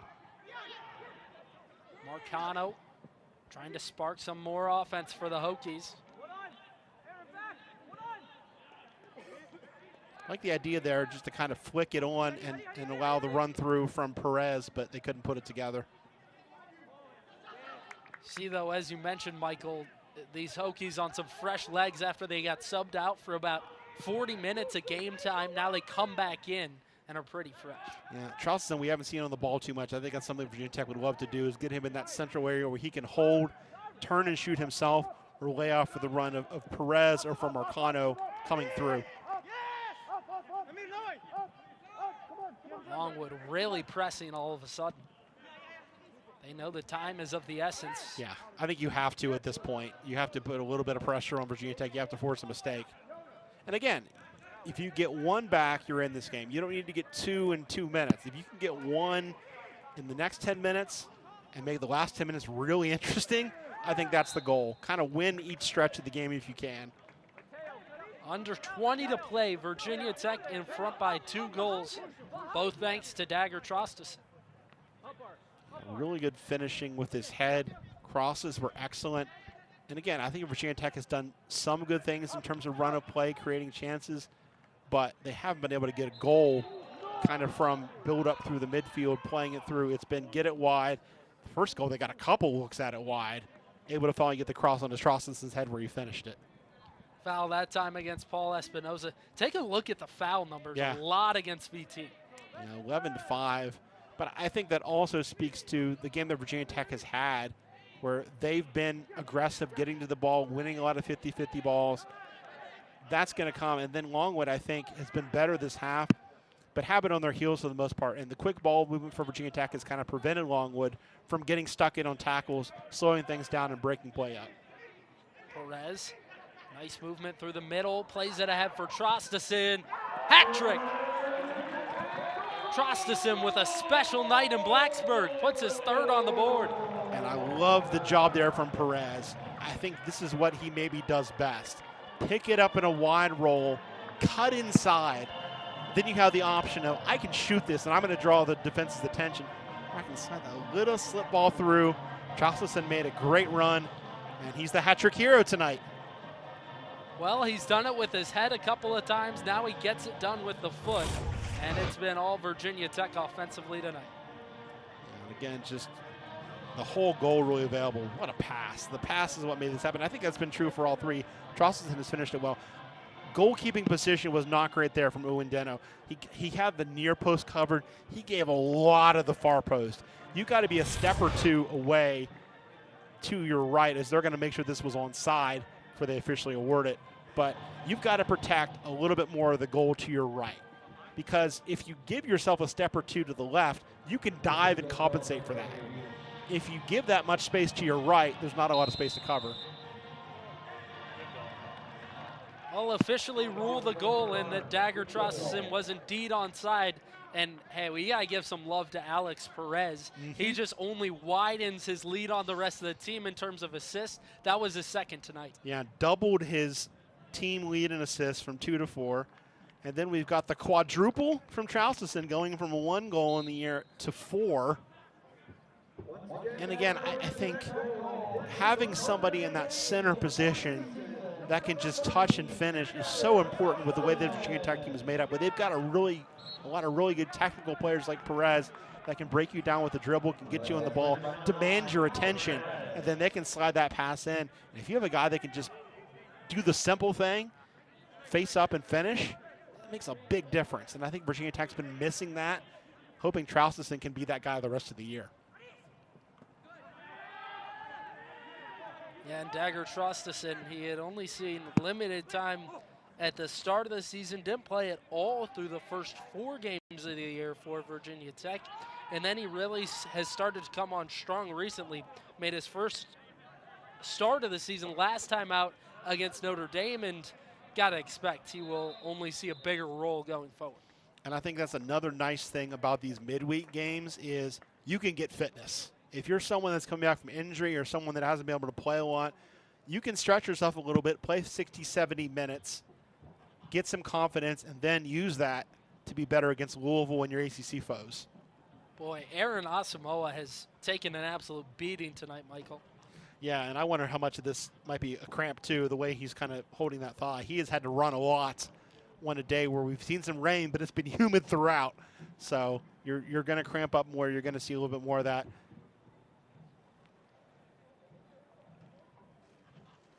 Some subs coming in for Longwood, and they will have to, of course, replace Asamoah, and there's some more info on him. Yeah, and I think someone who you look at those stats and say 3 goals, 4 assists, that's not very good. But the fact that he was non-conference, he was all conference in 2 different leagues at 2 different levels 3 times tells you that coaches, other people recognize his quality, his ability as a 2-way player, kind of being that first line of defense in the midfield to win the ball, and also a guy that when you get on the ball can facilitate and create your attack.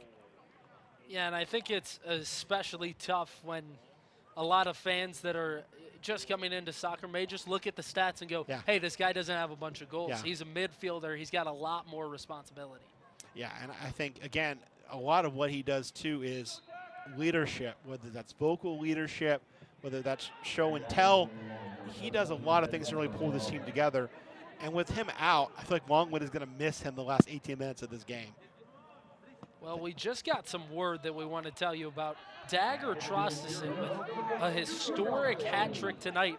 First one for Virginia Tech since October 1st, 2019. Wow. So 6 years. And again, I think that speaks to this Virginia Tech program. That was the middle of their NCAA tournament run. They had quality players getting the job done. And I think, too, for Traustason, you score 2, you come out of this game, you rest a bit, but you don't lose your sharpness. You come back in and you score that 3rd goal. And I think also significant, 2 with your head, 1 with your feet is good, too, for your confidence. And that last hat trick for Virginia Tech also came against a Big South opponent in Gardner-Webb. So maybe they need to schedule more Big South opponents, is what, at least for their forwards' confidence, is what I'm getting out of that. Speaking of scheduling these Big South opponents, as far as Longwood goes, Virginia Tech had only played them about once over 20 years before Mike Brizendine took over, and they've played them 9 times since. Perez plays a ball in, and it's way over the heads of everyone. I think it makes a ton of sense. It's a short trip for them. It's an in-state opponent. That's not taking your kids away from too much class. You can kind of come earlier in the day, play your game. 5 o'clock kick helps with that, too. You can be back in Farmville in time to have a late dinner in the dorm if you want. You know, and there's sometimes a little gamesmanship as far as these in-state rivalries go, and are you going to travel here? Are we going to travel there? Virginia Tech, when they traveled there under Brizendine, they did not have a ton of success, had a draw in Farmville, and then also lost a game there. So ever since then, it has been all here in Blacksburg. The last 5 games have been played here in front of Virginia Tech faithful, and in those, Virginia Tech has won all of the last 5. Yeah, that's smart scheduling, right? You want to play them, but you want to play them where you can beat them. Yeah. Now a lot of fouls getting called. Yeah, hard challenge there against Bertelli, who's another player that had a larger role earlier this year, but has kind of phased out a little bit, getting a chance to play some minutes here in the final stretches of this one. And again, that 3rd goal is significant because now you can really feel comfortable, and you have a cushion where, you know, if you want to rest a couple starters, you could do that. And if you give up 1, you can bring them back in and have some time to kind of fix things. If you're up 2-1, 2-0, you give up 1, all of a sudden you have to really press to try and finish off this game. Just over 15 minutes to go. Virginia Tech and Longwood. Hokies in front 3-0. That's a tough ball to play as a forward because it's kind of coming off your back shoulder. So you have to turn to kind of receive that. It's not coming at you where you can see it the whole way. You kind of have to look back, look forward, see where you are, orient yourself, get a touch, and nobody from Virginia Tech can get a firm touch on that one.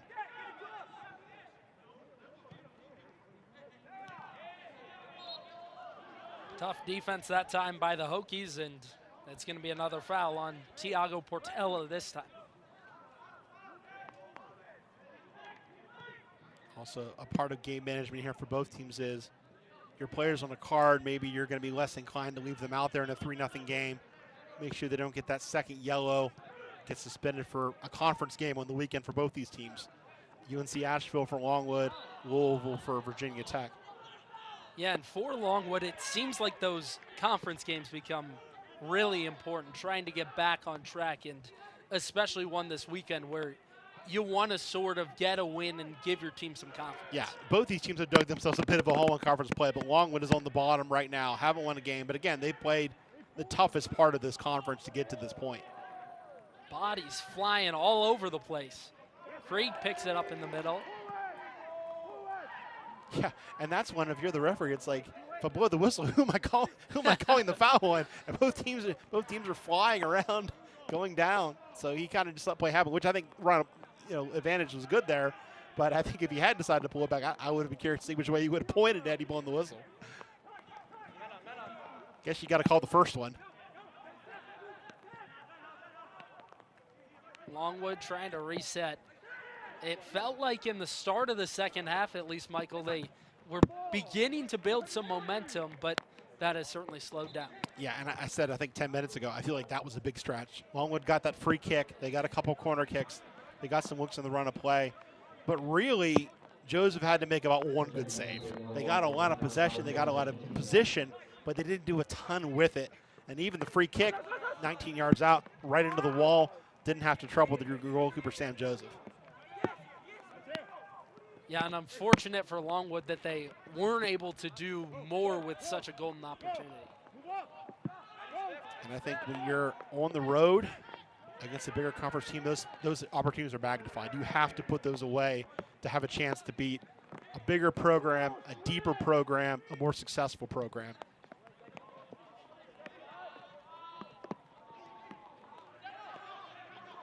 Virginia Tech throughout the season, they've played tough with some of the top teams in the country, but have also had some disappointing results, especially in conference play. That Boston College loss really stands out. Yeah, you dominate play, you dominate possession, give away a penalty. You can see it off that penalty. You get a penalty, you miss the penalty, you lose 1-0. And that's still Boston College's only ACC goal was that penalty kick against Virginia Tech. They have not scored against anybody else in the league. Yeah, certainly a game that it never felt like Virginia Tech necessarily should lose, but that's why you play the games, right? They aren't just played on paper, and in reality, Boston College, they make the most of the opportunity they got, and they're able to win 1-0. And the crazy thing about that game was they had played a midweek game against a really small school in the Boston area, scored 14 goals. So they scored 14, come to Blacksburg, eke it out on a penalty kick, and then haven't scored in the league since then. So it was a gigantic feast, and then a lot of famine for the Eagles since then. On the Virginia Tech side of things, I know that head coach Mike Brizendine, when we talked to him, he was very excited to come back here to Blacksburg, and the players equally as ecstatic, he told us. Yeah, I mean, this is only the 4th home game that they've played all year. So you're going to get some of that back. You've got Louisville here at home on the weekend. You got Cal coming here. Those are games that you feel like you should win. And again, looking at the ACC standings as we did at the half, it feels like it's a conducive path. North Carolina away will be tough. But the other games on the schedule are against teams that are around them in the standings. They've got to feel good about their chances to get results home or away. Again, the North Carolina game away, I think, would be the crown jewel. If you can win that game, you're going to be in a really good position. But I think if you hold serve, you're going to be in the ACC tournament hunt. Yeah, and I think he's certainly got to be optimistic about that result against Notre Dame, who, when they played him, was ranked 23rd in the country. And to be able to hold the draw there, got to be pretty happy about that. Well, and to get a goal off the bench from a freshman who hadn't played all year, you know, that almost feels like a bonus that you can do that. And I think that's the biggest positive for me today is they have finished. They've created chances and they've finished. And that's not always been the story with this Hokie team this year. Felicio gets it out of there. Under 10 minutes to play, 3-0 Virginia Tech. All 3 have come from Dagur Traustason tonight. Aggressive play from Joseph. Flag was up anyway, but again, I think that's good practice to come out and make the smart play, make the right play. I am a fan in general of waiting to raise the flag until the ball is touched and the ball is played. But I think there's also a danger of a collision like that didn't have to happen because a player was offside. If you call it right away, that wouldn't necessarily happen. Of course, no injury there. We're thankful for that. But we've seen that before where, you know, you let the play out. It's going to get called back, but then there's a collision, an injury, and it messes up a team's flow.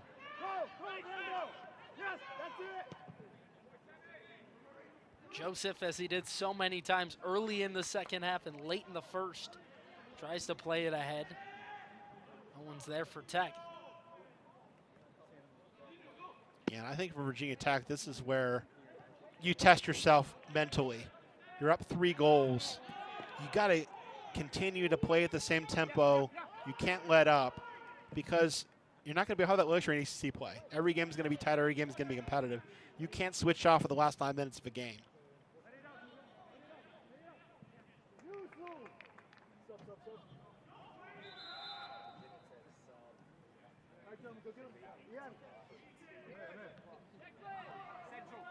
There's a look at the upcoming schedule for Virginia Tech, and boy, it is not easy in this ACC. Yeah, and again, I think you have to win those 2 home matches to have a chance to make the ACC tournament. At North Carolina is going to be tough, and you don't want to put yourself in a position where on Halloween you have to go to Clemson and get a result. That's not ideal. So if you can take care of business at home, maybe get a result at North Carolina, you're going to be in a solid position. And Clemson, one of the top teams in the league at the moment, they are playing some really good soccer. Yeah, and a team that can score a ton. So, you know, that's going to be one of those situations where it's going to be difficult for you to win a shootout with Clemson. Clemson's got a lot of firepower. You as Virginia Tech have struggled to score.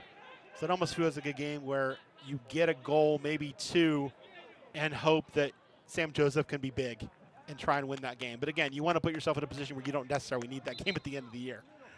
You want to be able to get 6, 7, 9 points out of those 3 ACC games before that. Joseph seeking his 5th clean sheet of the season tonight, and feels like he's well on his way. Virginia Tech just got to put it away down the stretch here. Still has only faced the 2 shots on goal, but again, he's been so sharp.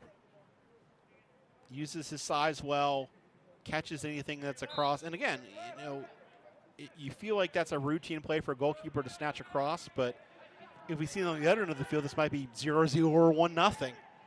You being able to control your box is so significant in a game like this, and it's been the difference in this game. And a lot of experience. We've talked a lot about experience tonight, Michael, and I think that Sam Joseph really puts a bow on that. He made a whole ton of starts with UCLA, was the top guy there for 2 seasons before coming here to Virginia Tech. Yeah, and played in a lot of postseason games, too. A lot of his starts came in conference tournament play, NCAA tournament play. He was the guy they kind of turned to in those big situations, and he was able to be successful. But I think it was one of those things where he was in a little bit of a timeshare at UCLA, and I think he wanted to come somewhere where he could be the guy, and he's been the guy for Virginia Tech. Definitely their number 1, played every minute this year in goal. Had a great year as a sophomore where he went 5-3-2 with UCLA. Really helping out that team, but yeah, wanted to be the number 1 guy somewhere, and he has certainly found that in Blacksburg.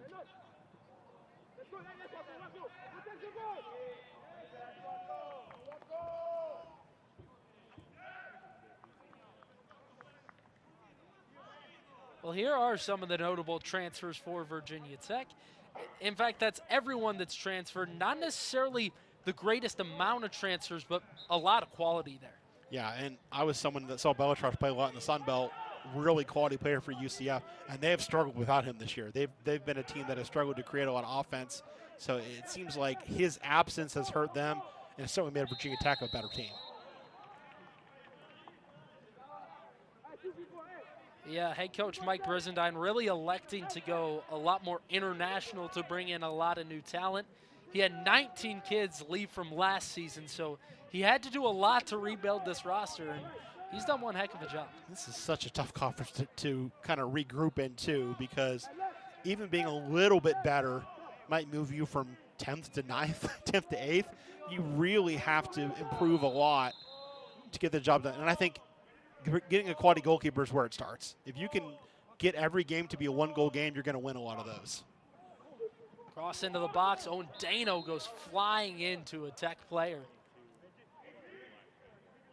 And again, a cross that the goalkeeper could not get a fingertip on. So, again, that's what Virginia Tech's been able to do well and Longwood to struggle with, is just those set pieces, those crosses.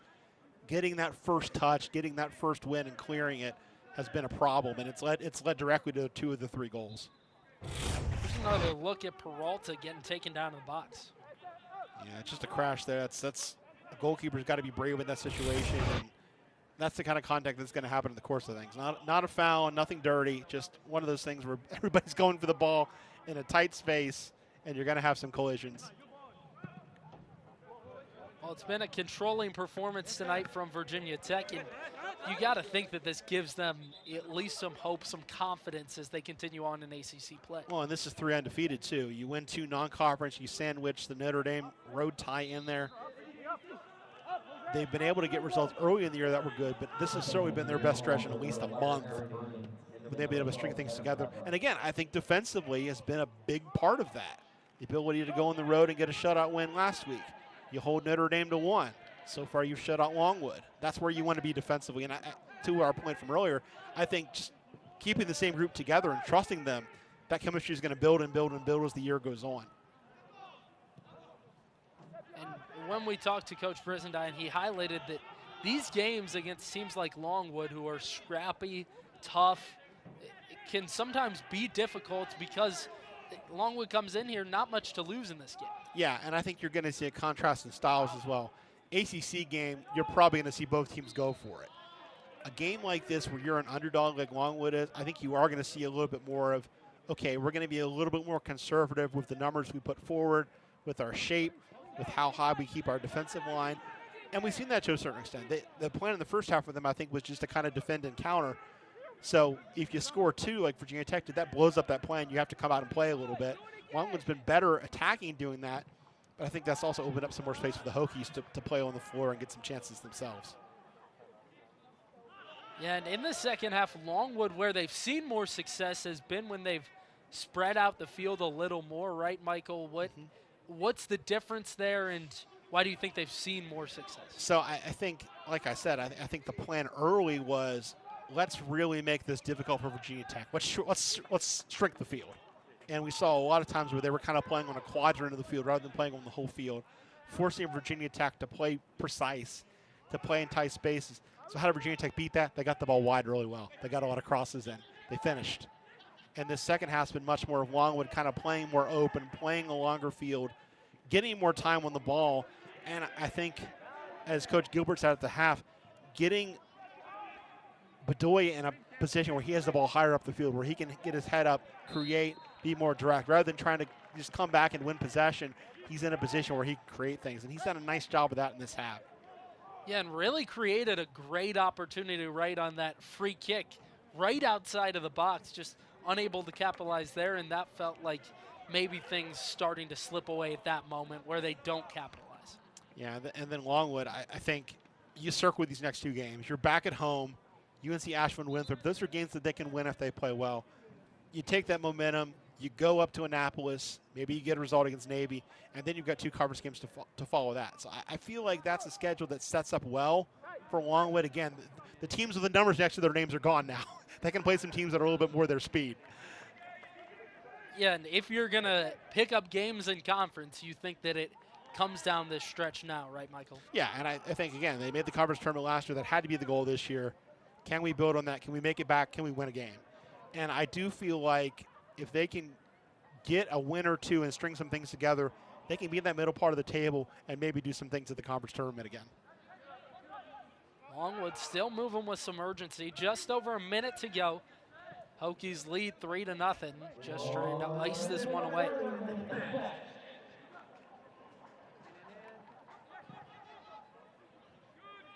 And I think the hope for Longwood playing these teams that are of high caliber is the game's going to slow down a little bit when you're playing another team. You're going to have a little bit more time on the ball. You're going to be able to get your head up a little bit more. You're not going to be as rushed trying to clear the ball. You hope that the good competition you played is going to strengthen you to the point where you can play at a better tempo or at a better success rate than your opponents coming up.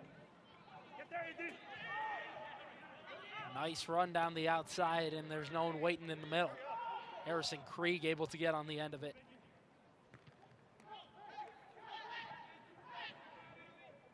It was a good job at Virginia Tech where, yes, they had to scramble a bit, but they had 4 or 5 players back to play against 2 really for Longwood, able to clear that last chance and clinch another clean sheet. Time ticking away, and that will do it tonight from Blacksburg. 3-0 Virginia Tech victorious, and an absolutely dominating performance. Yeah, Dagur